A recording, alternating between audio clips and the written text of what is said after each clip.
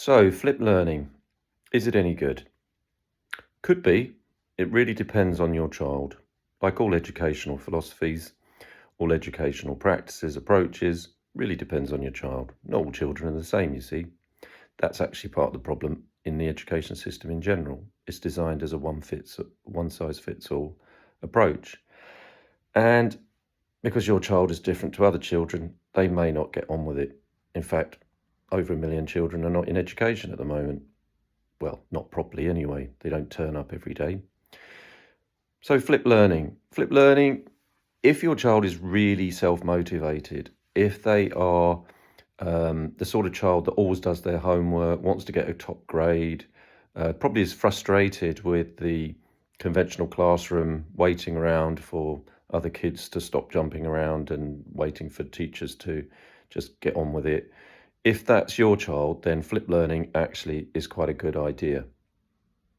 If your child isn't like that, then it isn't a good idea. So if your child is struggling with concentration, maybe they've got ADHD, if they have social anxieties, or maybe they are struggling to focus in lessons, maybe they are performers, or maybe they're interested in just, well, other things other than school, other than grades and other than homework, then flipped learning really isn't good. Why is that? Well, flipped learning basically means that the lectures that were done in classrooms or are done in classrooms, they're recorded, you can watch them back and you can learn from those. And then essentially, if there are teachers involved, the teachers then can review with the student what they've learned on the video. But as I say, the problem is if the child doesn't actually engage with the video. That's really the problem. And that actually is something that really needs to be considered if you're looking at something like an online school. More and more online schools are using flipped learning for a myriad reasons, and they know that it sounds cool, and they know that actually it will save them a lot of money, basically, if I'm completely honest.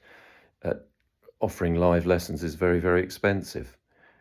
And if you don't need to do it, then fantastic. If you can just put a bunch of videos up and get the children to learn from the videos, and apps, there's more and more of these apps as well with a bit of a quiz attached to it, then it's all good.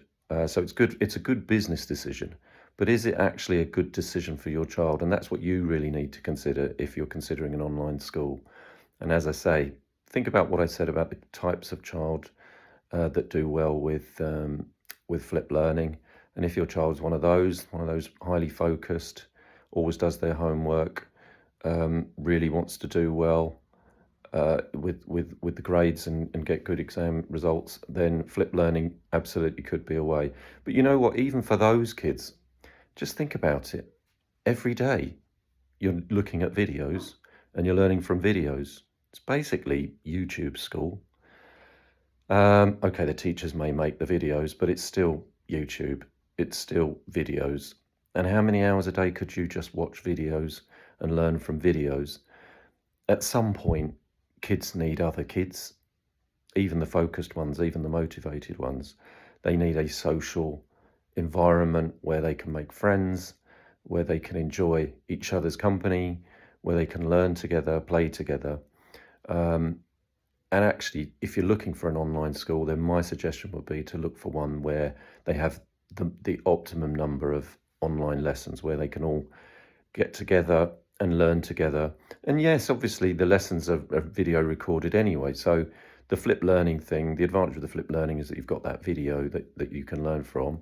Well, you've got the video that you can learn from a live lesson, but you get the added benefit of being able to see other human beings and integrate with other human beings and participate. And of course, you get that lovely peer learning and all the other great techniques for delivering lessons. And remember, flipped learning is just one of a myriad of different approaches that good teachers, good qualified teachers, will be able to implement within their classroom. And those qualified teachers also, they get to know the children, but they can't get to know the children if all they're doing is watching videos and they're sitting behind some panel somewhere and just looking at a load of data. Data's good, but it has its limits. There's a space for human beings interacting with other human beings, And actually, teaching is a social activity, and we need to be careful as parents and as educators to remember that.